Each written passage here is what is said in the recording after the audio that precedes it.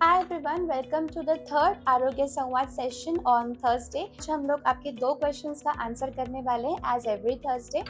So the first question was कि HPV का vaccine मतलब ह्यूमन पैपिलोमा वायरस वैक्सीन जो हम सर्वाइकल कैंसर के प्रिवेंशन के लिए लेते हैं, ये वैक्सीन कब, कैसे, कहाँ लेना चाहिए and what are the types of vaccines.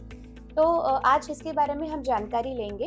Okay, so human papilloma virus vaccine एक ऐसा वैक्सीन है जो आपको ह्यूमन पैपिलोमा वायरस से होने वाले इन्फेक्शन से बचाव करता है और human papilloma virus cervical cancer करता है। इसके लिए हम ये एचपीवी वैक्सीन लेते हैं जिससे सर्वाइकल कैंसर से बचाव हो सके। सर्वाइकल कैंसर एक ऐसा कैंसर है कि जो बहुत लेट फैलता है। सर्वाइकल कैंसर को होने में ही बहुत सारे साल लग जाते हैं, डेवलप होने में और आगे बढ़ने में भी बहुत सारे साल लग जाते हैं। इसलिए अगर आप वैक्सीन नहीं ले रहे हो, आप स्क्रीनिंग नहीं कर रहे हो, तो सर्वाइकल कैंसर एक दिन आपको बहुत ही सडनली डायग्नोज होता है और वो स्टेज 3 या स्टेज 4 में होता है। Therefore, vaccination is very important. अभी HPV के हमारे पास 3 टाइप्स ऑफ वैक्सीन होते हैं। एक तो बायवैलेंट मतलब 2 टाइप्स ऑफ HPV से ये इन्फेक्शन से बचाव करता है। क्वाड्रिवैलेंट मतलब 4 टाइप्स ऑफ HPV मतलब HPV टाइप 6, 11, 16, 18 इससे बचाव करता है। 9 वैलेंट वैक्सीन जो 9 टाइप्स ऑफ HPV वायरस से आपका बचाव करता है। अभी जनवरी 2023 में सीरम इंस्टीट्यूट ऑफ इंडिया ने इंडिजीनियसली मतलब इंडिया में प्रिपेयर एक वैक्सीन किया है जिसका नाम है सर्वेवैक। ये क्वाड्रिवैलेंट वैक्सीन है। एचपीवी टाइप 6, 11, 16, 18 से ये बचाव करता है। तो ये वैक्सीन भी आप ले सकते हैं। या फिर एक इम्पोर्टेड गार्डासिल 9 करके वैक्सीन है जो 9 टाइप्स ऑफ एचपीवी से आपका बचाव करता है। तो गार्डासिल 9 भी एक ऑप्शन है आपके लिए।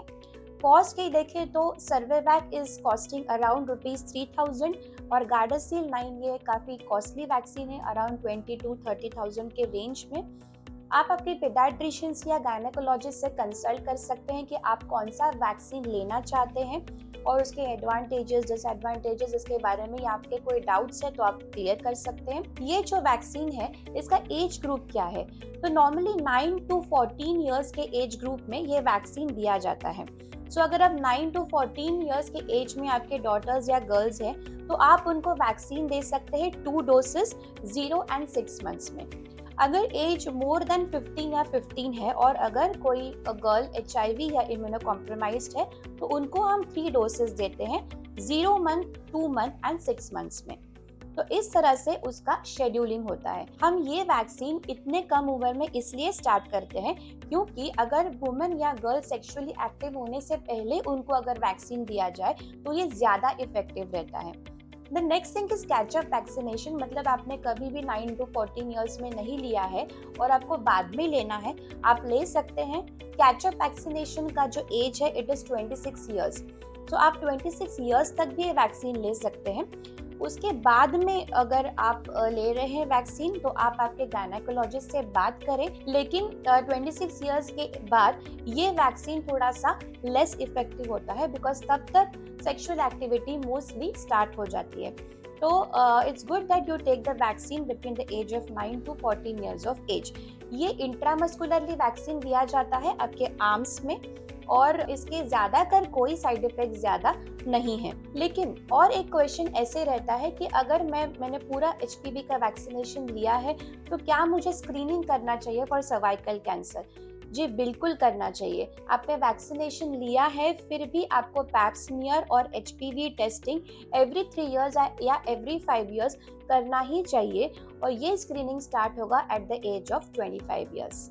नेक्स्ट क्वेश्चन हमें एक पेशेंट ने पूछा है कि मेरी फैमिली में हार्ट अटैक की हिस्ट्री है तो मुझे हार्ट अटैक की रिस्क कितनी है, ये मैं ब्लड टेस्ट से कैसे एसेस कर सकता हूँ? तो इसका आंसर है लिपोप्रोटीन ए ब्लड टेस्ट। तो ये एक ऐसी ब्लड टेस्ट है जो आपको genetic risk factor heart attack और स्ट्रोक का जो भी है वो एसेस कर सकती है।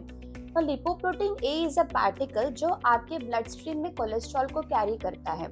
तो अगर ये लेवल्स हाई है तो आगे क्या करना चाहिए? हम नॉर्मली अपना कन्वेंशनल लिपिड प्रोफाइल तो करते ही हैं, जिसमें आपका total cholesterol, triglycerides, VLDL, LDL, HDL, ये सारे कोलेस्ट्रॉल उसमें मेजर होते हैं। तो ऐसे लोगों ने एक्सटेंडेड लिपिड प्रोफाइल ये टेस्ट करनी है। अब इसमें एडिशनल क्या होता है, तो ApoA1 एंड ApoB ये टेस्ट होते हैं।